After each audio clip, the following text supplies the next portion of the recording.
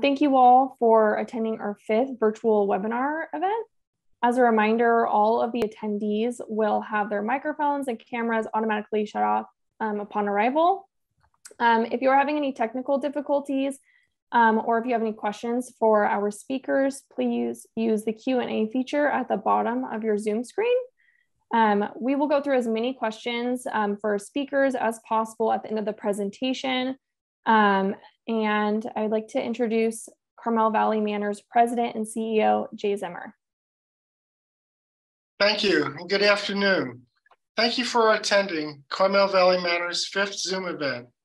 We're happy to present information that can benefit you. Carmel Valley Manor is Monterey County's only life care community for people 65 and older. This spring, we were named the best retirement community in Monterey County by the Monterey Herald. And on a national level, we recently received U.S. News and World Report's Best Senior Living and Best Assisted Living rating.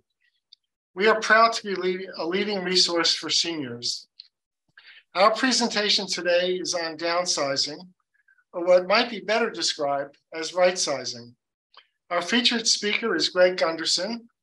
Following Greg's presentation, we will take questions and provide a brief introduction to Carmel Valley Manor by our Director of Community Relations, Angie Machado. If you have questions of either of our speakers, please click on the Q&A button and type them in. We will answer as many as we can at the end of today's Zoom presentation. We all dread the prospect of moving, sorting, deciding what to keep and what to discard. If anyone can make it easier, and maybe even fun, our next guest can. Greg Gunderson of Gentle Transitions is an expert in relocation. He has personally assisted over 1,000 seniors downsize. Greg has been featured in the Los Angeles Times, the Wall Street Journal, Good Housekeeping, Money Magazine, and has appeared on CNN. He has faced every situation from hoarders to white glove aristocrats. I'm sure you will enjoy his anecdotes and learn from his insights. We are recording today's session and will be sharing the link in an email you will receive following this presentation. Now, please join me in welcoming Greg Gunderson. Thank you, Jay. And thank you, Stephanie, for your Zoom expertise. And hello, Angie, as well. I know we'll hear from you later on. So it's great to be with you all today. Actually, I think having a webinar on downsizing is perfect because you're already in your own homes and you can see whether you're in your den, your kitchen table, your office, your living room, or whatever. And as we're spending the next few minutes, you can kind of look around the house and give some thought to the things we're talking about today. So moving and downsizing is one of life's most difficult experiences, along with job change, divorce, loss of a spouse. And really, moving is challenging for anyone of any age. And whether in your 20s and 30s or your 70s and 80s, nobody likes to move. But moving is particularly troublesome for older adults. And I'd like to share with you 2 key reasons why that is. First of all, most of us are leaving the home after many, many, many years, 20, 30, 40, 50 years and more. Most of my clients tell me the only way they were ever going to leave their home, feet first. And they tell me they never actually planned to walk out of their home. So they tell me it's a big, big deal. So that is certainly a challenge. But probably even a greater challenge is that most of us are going from a larger place to a smaller one, which frankly requires making a decision about every personal possession in a house. Garden tools in the garage, family photos in the den, china and crystal in the dining room, toiletries under the bathroom sink. And for most people, this aspect alone is enough to put off making a move, and the reason for our webinar today. Now, I think all of you are well familiar with the Wall Street Journal, and we know the Wall Street Journal has a business and financial paper. But believe it or not, would you believe that not too long ago, the Wall Street Journal dedicated an almost entire page to the subject of downsizing? Who knew, right? So a lot of people are doing it. So don't feel like you're alone in this process. If you are, I actually was interviewed for the story along with a couple of my clients. I thought the title for the story was quite entertaining, The Torturous Task of Downsizing. And downsizing is not easy. I'm not here to tell you that it is, but I am here to tell you there's no reason it needs to be torturous. And what I'd like to do in the next few minutes is share with you my favorite tips that I've learned along the way in almost 30 years of helping older adults with moving. So what I like to share with you today are what I call my favorite 5 moving momentum tips, or downsizing, right-sizing tips. It's all kind of the same thing. But you know what? Before I get to that, moving always needs to have the lighter side of things. And I brought with me a couple slides I hope you'll enjoy. This first one here is a cartoon.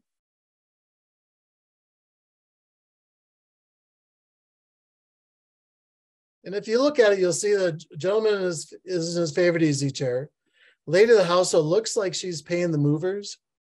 But what she says to the movers, here's 20 bucks. Make sure the plaid chair never gets there. So I hope you're enjoying that. Some have suggested she wants the movers to take the chair and her husband somewhere else. And others have suggested, well, there'd be an extra fee for that. But when I have been in clients' homes, I've seen a lot of interesting little sayings that they've framed or whatever. And I brought with me a couple of pictures of those kinds of things that I hope you'll enjoy. This first one, the opinions expressed by the husband in this house are not necessarily those of the management. Maybe some of you couples or even non-couples can maybe relate to that. And then my last one to share with you before we get into the tips is more on the sweeter side of things. And it goes like this. If I knew grandchildren were going to be so much fun, I would have had them first. So I hope you enjoyed those. But we are here to talk about downsizing, right-sizing, and moving momentum. And I do want to share with you, as I mentioned, my 5 favorite moving momentum tips. I'll tell you here what they are, and then we'll go into them in just a little bit of detail. My first and favorite tip, use colored dots or post-it notes to identify items in the house.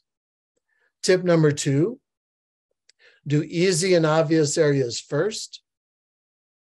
Tip number 3, do the hard projects now before a move actually takes place. Tip number 4, getting a head start with clothes in the closet. And finally, my favorite tip, tip number 5, I want to share with you the best downsizing tool ever. And I'll tell you what that is in a few minutes. But I do want to jump into each of these topics one by one and just spend a minute or two on each of them. So let's look at tip number 1. Again, use colored dots or post-it notes to identify items in the house. We at Gentle Transitions, we use colored stickers. Those stickers coordinate to a stoplight. Green is for go, things to move to the new place. Red is for stop, things that don't. And yellow are things we can't decide about, we'll come back to later.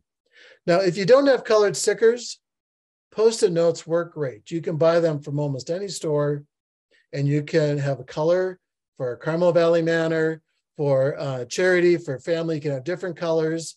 And with post-it notes, it's really easy to change them, move them around should you happen to change your mind.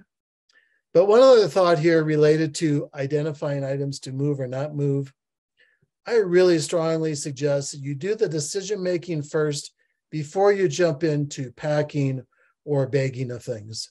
Because packing of things just takes a lot of time and effort and really gets you distracted.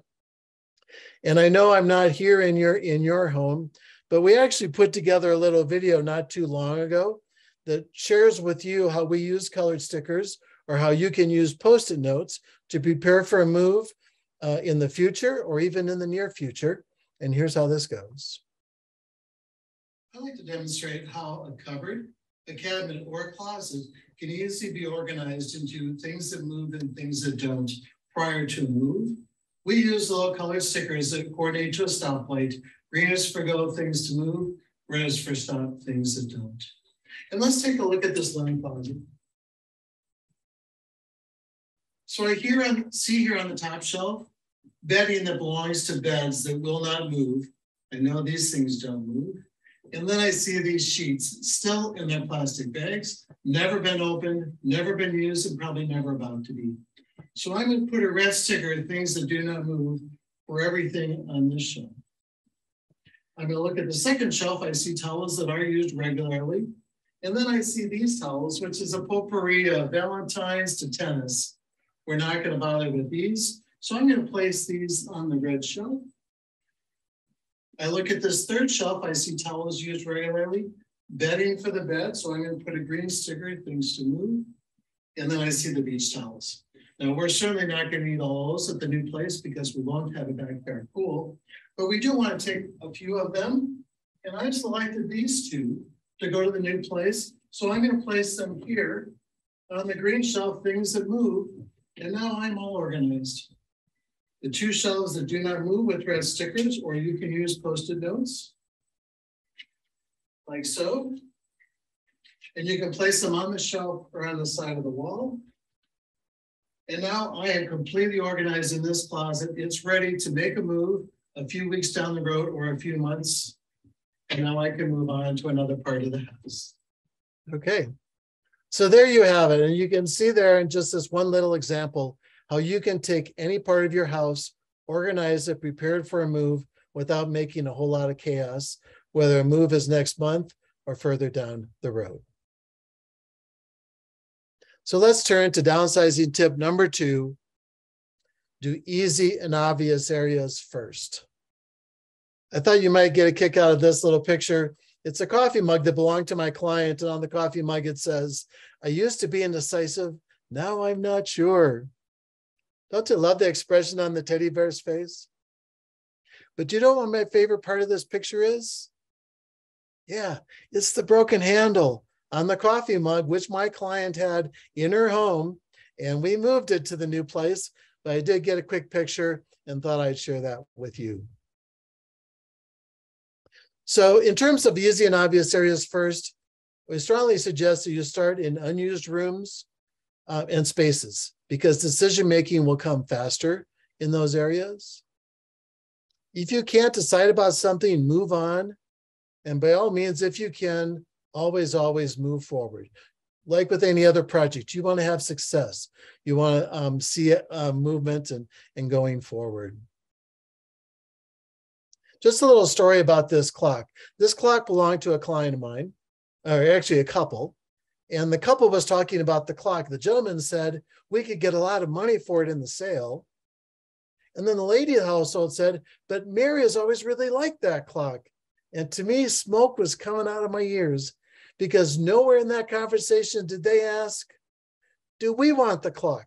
They just skipped right past that to ask about all these other places the clock could go.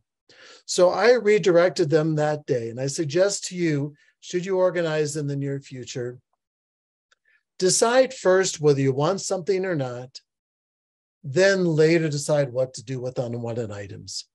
So if you decide to move the clock to Carmel Valley Manor, then yes, move on. If not, then put a red sticker on it or a Post-it note, and then later figure out whether the clock goes to the sale, kids, charity, and so on. So that brings up an interesting topic, which we could do an entire webinar by itself. What should we do with unwanted items? And again, we could do a whole webinar on this topic, but I do just want to share a couple slides that might be helpful for you. First of all, I do want you to be prepared that family may not want your things. And that's, many of my clients are disappointed that family maybe doesn't, but I do want to let you know that most family members do not. Now, should you have a family member that is interested in your things, relish that and welcome that, because it doesn't happen very often. I also want to prepare your expectations that the items you have may not be the value that you'd like them to have, or maybe the value that you pay for them when you originally purchased them. That's another disappointment for many of my clients. So what do we do with these items? Well, a lot of our clients do arrange for estate sale groups to conduct a sale in the home or come and collect everything in the home, take it somewhere else to be sold. Please don't do sales yourself. They take a lot of work. And I don't know about you, but I don't like strangers in my home, in my garage, or anywhere nearby. I also suggest that now a lot of times estate sale people are coming to do what we call our clean outs, where they do come and collect everything, take it somewhere else to sell. That's really convenient. I also want to share that people that do have estate sales, we usually make their move, they make their move, and then the estate sale group comes in after. That way, you are out of their way, they are out of your way, and allows them to do their work. And there's no questions about what's to move and what's not. Oh, one other thing. In terms of sharing with the things you have in your home, when I share with you what that best downsizing tool ever, it's a particularly good use with regards to talking to estate sale people or appraisers. Tip number 3, let's talk about the hard projects and what we might be able to do with those hard projects before a move actually takes place. But actually, before I get into that, I do want to share with you what senior relocation services are, because most people have no idea that these kinds of services exist.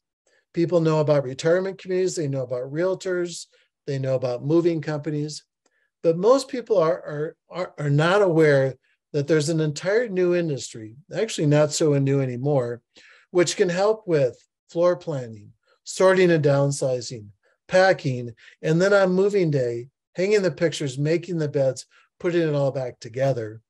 My company has been doing this for almost 30 years. I started the business, by the way, when I was 12. But we have been doing it for almost 30 years, and now there are other folks that do this too. So there are options as well. But I did want to make you folks aware that there is this kind of assistance available. And just to go into it just a little bit further. So typically our first step with the client is helping with the floor plan. Typically we go and we measure the new place.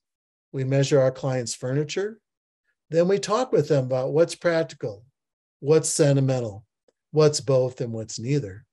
And typically, believe it or not, during our first visit, we can put together a floor plan, much like you see there. And our clients look up and say, wow, everything really does fit. And of course, clients are surprised by that. And of course, pleased by that too. Once we've worked out the furniture, we turn to the sorting and downsizing, going through wall units like this, going through closets, cupboards, cabinets, and more. Now, we would never pretend to make decisions for our clients, but we like to think we can guide and direct that process. A lot of times our clients will comment to us, I've done more with you in 2 hours than I've done on my own in 6 months. So sometimes it can be really helpful to have not a family member and have someone who's objective and someone who's done this before help with this entire process. Once the decision-making is done, comes time for the moving, our staff does do the packing. We make arrangements with the mover. We direct what the mover does. And then on moving day at the new place, we're there to make the beds, hang the pictures, put things away in the closets, the cupboards, the cabinets. So we like to think if somebody can have a home that starts out like this, everything else is better about the new place. The food tastes better. The neighbors are nicer. Just colors the whole thing in a much, much better light. I like to show this comparison before and after pictures. This was an apartment, obviously, several days before a move. But on moving day, actually, I think on the following day, this is how that apartment looked. So when we arrived, there was nothing in there. And when we left the following day, this is how that apartment looked. And it very much had the ambience of our client's home. This is also another picture that was taken at the end of moving day. Beds made, things hung over the bed, things put away in the armoire. So having a moving experience like this, we believe, makes all the difference in the world for a good start in a new home.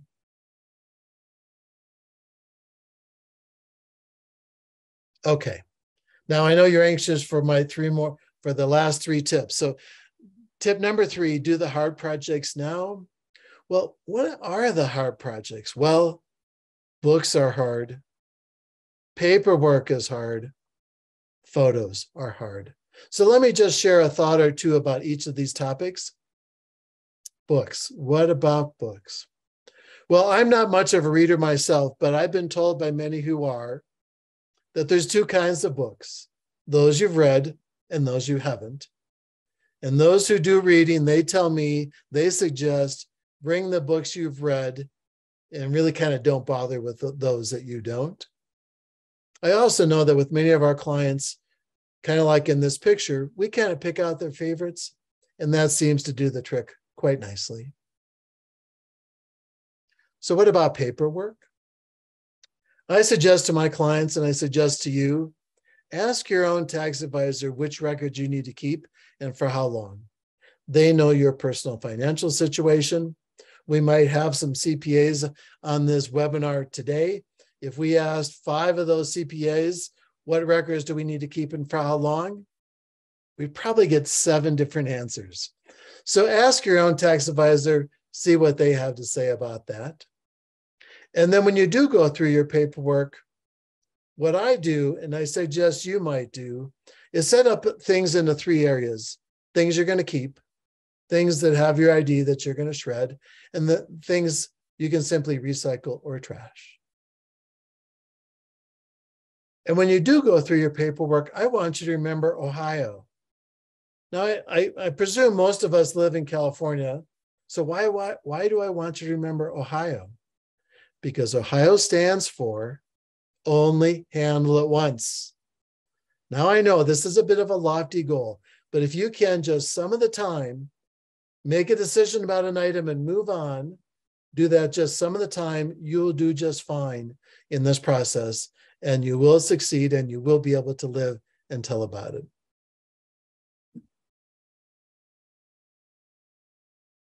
One last thought about paperwork. So you see there a shredding machine. It looks like an awful mess, right?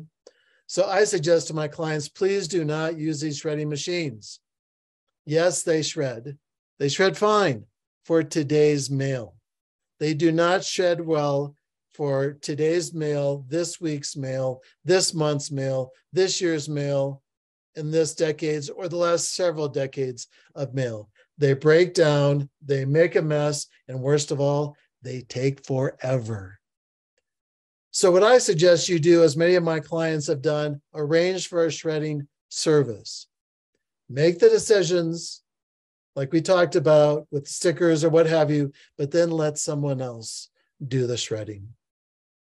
One other thought too, don't forget that if you have some questions, if we prompted some questions, you can use the Q&A on your Zoom, and we'll address those later. So one last really hard topic, family photos. What do we do about family photos? Well, if you are going to look through your family photos, focus on the pictures of people, not scenery. So if you have that picture of the Eiffel Tower, Yosemite Falls, the Statue of Liberty, that's great. But the pictures my clients find valuable are the ones of people, family, and friends. And I think many of us are aware that there are now lots of ways to preserve photos, even slides and movies. And there's lots of companies that provide those services. And it's a great way to share that with family and get the technology to be up to date to the 2020s. And you know what? Before a move, you actually might be surprised. Going through your photo albums might be a nice walk down memory lane. Now, one other thought about Sentimental. Family photos. Now, first of all, am I the happy child or am I the upset child? Yeah, I'm the happy child. That's my brother. And what's really interesting about these 2 pictures, you'll see my brother there on the left. He's got the book. He's all happy and content. And then you look at the picture on the right, they took the book away and look what happens. What's so curious about that is The slide I showed you a couple slides ago of all the books, well, that's my brother's living room today. So he liked books at 3 and he likes books still today. But as I kind of indicated earlier, moving is not the time to look through family photos.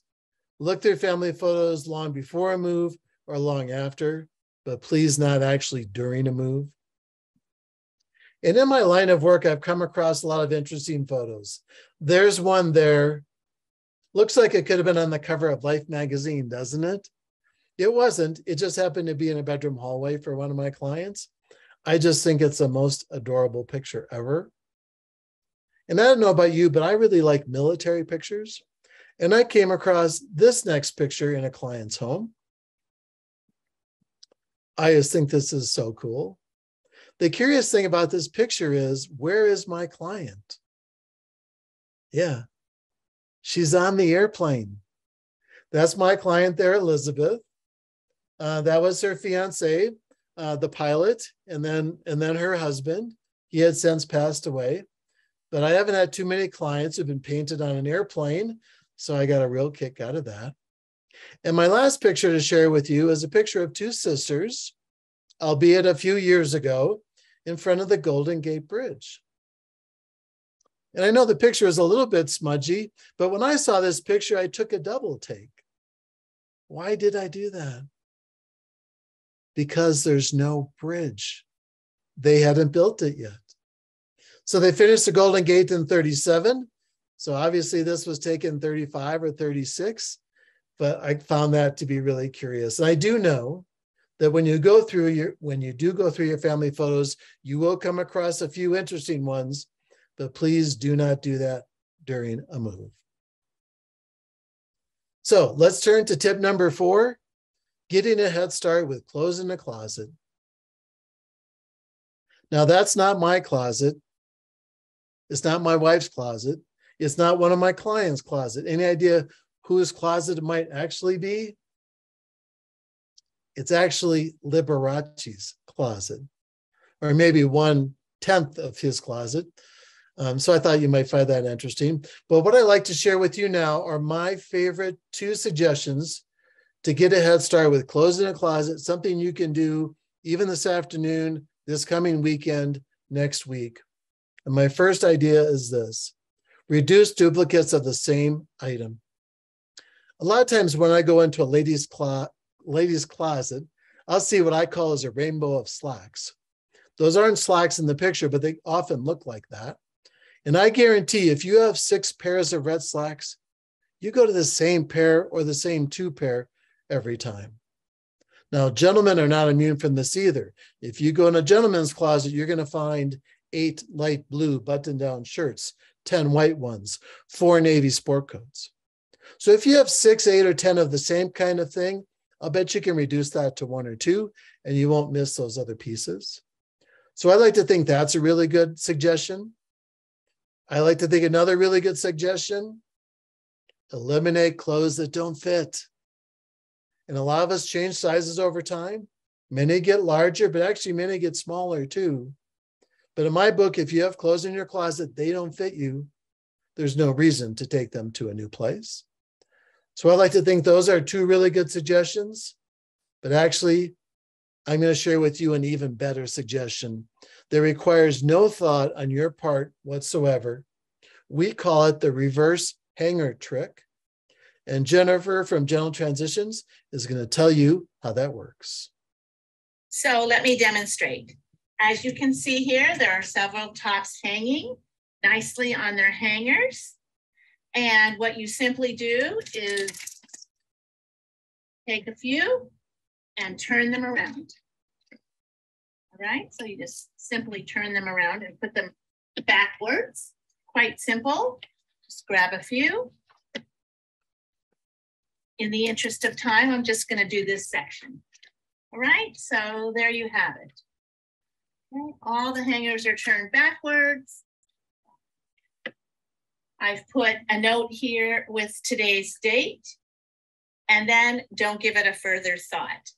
And then when you go to wear something, let's say I decide to wear this sweater, I take it out, take it off the hanger, wear it, clean it, and then when I return it, I just put it back in, but I put it back in the regular way. And then in a couple months, 3 or 6, you're gonna start to see what you're not wearing, and you'll know you've not worn those, probably unlikely to ever wear them, and it's a great opportunity for donation and or to give them to someone else. And that's it. That's the reverse hanger trick. Thank you. Thank you, Jennifer. And again, my favorite part of this is it requires no thought on your part whatsoever, and it's so easy to do. Okay, now I know you've been wondering, what is that best downsizing tool ever? And you might think, well, maybe it's a toolbox. Maybe it's a toolbox with a tape measure, dots, tape gun, notepad. And it could be all those things, but no, that's not the best downsizing tool ever. The best downsizing tool ever is, drum roll. Where's my drum roll? There we go.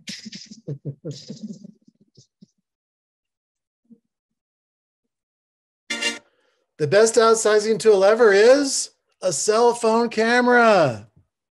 Now, I'm sure many of us are good with cell phones and cell phone cameras. I'm sure some of us are not, but if you're not, I'll bet you know several people that are. And I have found through my own experience of moving myself, leaving a house after 25 years, that a cell phone camera is so useful in so many ways. And I want to share some of those ways with you now. First of all, and this is something so easy to do and something you can do in the coming days, go home. Well, you're already at home. When we hang up, just go crazy and take tons of pictures of your home as it is today. Take pictures of rooms, take pictures of items, take pictures of walls. And the reason I suggest is I've had several clients tell me that having the pictures of their stuff is even better than having the stuff itself. Who knew? Secondly, a cell phone camera is a great way to take pictures of your things to share with family members or with appraisers or people online and so on. These are 2 good examples. I had a client that had a stamp collection. We took a bunch of pictures of all those stamps, sent it. We actually emailed it to an appraiser. He came back and said, sorry, nothing. But then I also took pictures of that Steinway piano, who my client swore was worth all this money, and it was $75,000. But we were able to communicate those things with pictures, emailed, texted, or printed and regular mailed to people so they don't have to come to your house. So that's a great use of a cell phone camera. Another really good use, don't make those long lists of things for charity. When you take them, just take a picture. Take a picture of your stuff, and then you can work that out with your tax person later.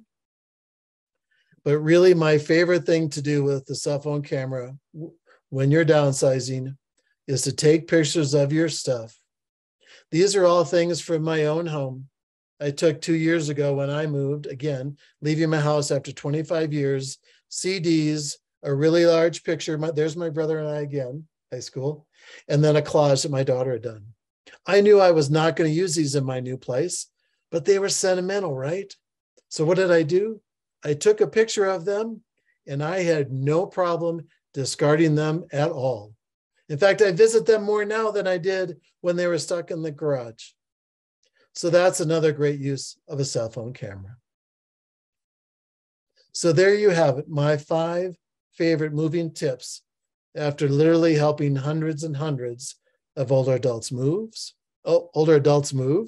What I can also tell you through my experience that actually 2020 is a good year to move. And actually, moving is not easy. I'm not going to tell you that it is, but I am going to tell you that it's totally, completely doable. And what I've seen on many occasions, and I know Angie and Jay have seen on multiple occasions at the community as well, is that, believe it or not, people actually are revitalized by new surroundings. People actually look and feel much younger. And believe it or not, many people comment they'd wish they'd done it sooner, but they were so overwhelmed they just couldn't get past that. So my last slide before I turn it over to Jay and Angie is, or not almost last slide, is to give you a little inspiration that yes, you can do this. And now my last slide, is moving worth it? And I think Walt Disney has the best answer we could ever imagine. And if we said, Walt, is moving worth it? His answer, tomorrow can be a wonderful age. Okay, so I hope you found this presentation informative and hopefully a little interesting as well. And now I think I'll turn it over to Jay to take us the rest of the way. Okay, well, thank you, Greg. That was great information.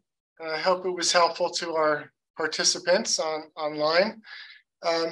Just as an aside, my wife and I used several of your tips when we recently moved from a 3-bedroom, 3-bath, 2-car garage to a 55 plus where we only have 2 bedrooms, 2 baths, and no garage. So your tips worked well. Cool. So thank you for that. So anyway, Stephanie, I see we have some questions in the Q&A. You want to take us there? I'd love to. So Greg, we have a couple questions that came in for you. Go ahead and answer a couple of them. So how long does downsizing and moving typically take? Excellent question. So believe it or not, at least when we're involved with the client, from our first visit, when we do a floor plan to when their move takes place, is usually about 4 to 6 weeks. Now you might say, oh my gosh, I've been in my home for 40 years. How can I leave a house in 4 to 6 weeks? But actually, I think longer time just stretches out the anxiety. And so I think most people, I'm sure most people who move to Carmel Valley Manor probably have a similar experience that they commit and within 4 to 6 weeks make a move. So that is a typical time frame for most people. Great. We got a couple questions that came in about what to do with books. So let me read one of them that came in. Great. So we had someone that wrote in saying, my husband was a college professor. There's a whole office of books and I have a lot of fiction books I don't want to read again. What is or are the best ways of getting rid of books? Yeah, so I turn that over to estate sale people, along with everything else in your home, right? From pots and pans to tools, get lots of questions about tools. So one of the things that estate sale people bring to the table is they know the value of things. And they know whether books might get $1 a piece or $10 or whatever. You did mention a college professor, and I have had many college professors, and in many cases, they are dedicated to getting those engineering books or those biology books back to the college. But those books are years or decades old, and they only want new ones. So please don't get caught up in trying to get books back to the school. I do know that libraries often take books, but also want to let you know that when libraries take books, they sell them to buy new books. But with my clients, I turn it over the books to the estate sale people and let them figure out what to do with it based on what they think the value of those books might be. Great. So we have a couple more questions that came in. Do you ever recommend renting a storage locker? That's a great topic too. So believe it or not, very few of our clients use storage. And the reason that is that we do the thinking, the decision-making with them ahead of time, using our stickers, or you can using Post-it notes. What also I've had several clients tell me, and I'll share that with you as well. They say, well, we got a storage 5 years ago. We don't remember what's in there. We haven't been back there since. And we've spent $5,000, $6,000, $7,000 on that storage. So storage can be useful for 2 things. One, if you really do have some sentimental things that don't take up a lot of space, like photo albums, maybe, and things, I think storage can be good for that. And storage can be good for if you have that bedroom set that your grandson's going to take to college when he goes next year. But other than that, almost all of my clients will say, we got a storage, we don't know what's in there, and we're paying a lot of money for it. So we're going to do one more question. Sounds good. How do you pick a trustworthy appraiser? Trustworthy appraisers. So you can certainly find appraisers in the internet. That's a place to start. It's certainly good to get a couple opinions about things. Also in the area, I know on the peninsula, there are also antique stores, consignment shops, and so on. You could email them your pictures or bring them into their shop to get opinions. So it's much like anything else. It's kind of getting a couple of opinions and getting recommendations from folks. We do have some contacts ourselves, and Angie might as well, or the staff there. Also, realtors are great places to find estate sale people because realtors come across that for their clients on a regular basis too. Great. Thank you, Greg. Okay, thanks, Stephanie. Thanks, Greg. Now I would like to introduce Carmel Valley Manor's Director of Community Relations, Angie Machado, who will share a little background on Carmel Valley Manor. Angie? Thank you, Jay, and thank you, Greg, for that wonderful presentation. I would like to introduce you to Carmel Valley Manor, the only life care community on the Monterey Peninsula. Next year, we will be celebrating our 60th anniversary. Carmel Valley Manor is a nationally accredited life care community. We are in the midst of an exciting makeover, which I'll tell you more about in a few minutes. The campus covers 28 acres, much of which is comprised of lush gardens that change with the seasons.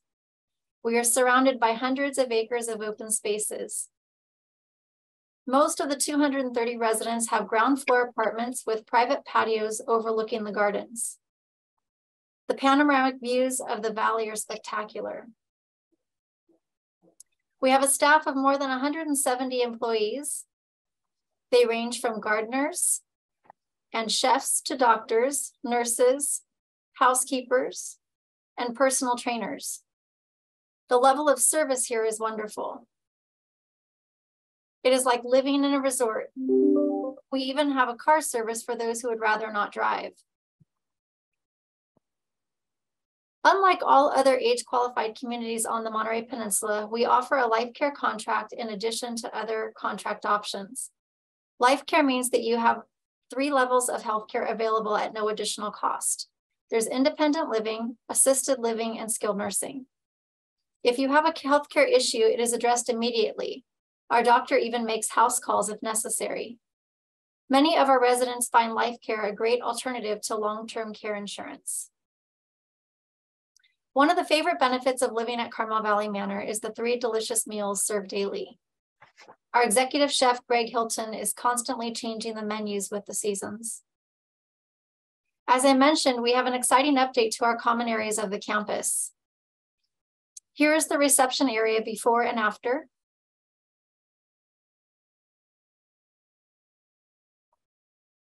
Here's the lounge.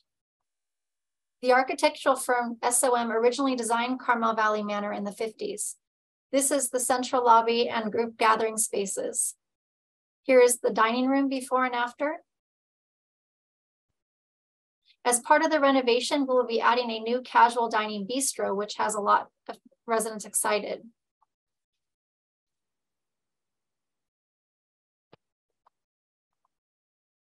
Finally, this is our patio gathering spot that will have a new look as well. We expect to have everything completed by the end of the year. This beautiful photo of a sunset was taken by Will Furman, one of the many photographers and artists living here at the Manor. If you're interested in more information or you'd like to schedule a private tour, please contact me. Thanks, Angie. Stephanie, does anyone have any questions for Angie? Yes, we actually had a question come in that asked what our current availability is. Currently, we have 1-bedroom apartments available and I believe 1 studio apartment. Everything else has a wait list. Awesome. And then we had one more question that came in for, I think this is more for Greg. They were asking the radius of your company from that you will move to and from. Great. So we certainly service the peninsula, Northern California, in fact, all of California. So we have move managers located throughout the area. to service people from many different places. Awesome. And that was our final question that came in. Okay, thanks, Stephanie. We will be sending a follow-up email with a link to today's presentation. It will also be on our website, cvmanor.org. Thank you for joining us today and have a terrific rest of the week. Stephanie? Thank you guys for joining our presentation. This presentation will be recorded and it will be emailed to you all so you can access it later. Thanks, everybody. Thank you. Thank you.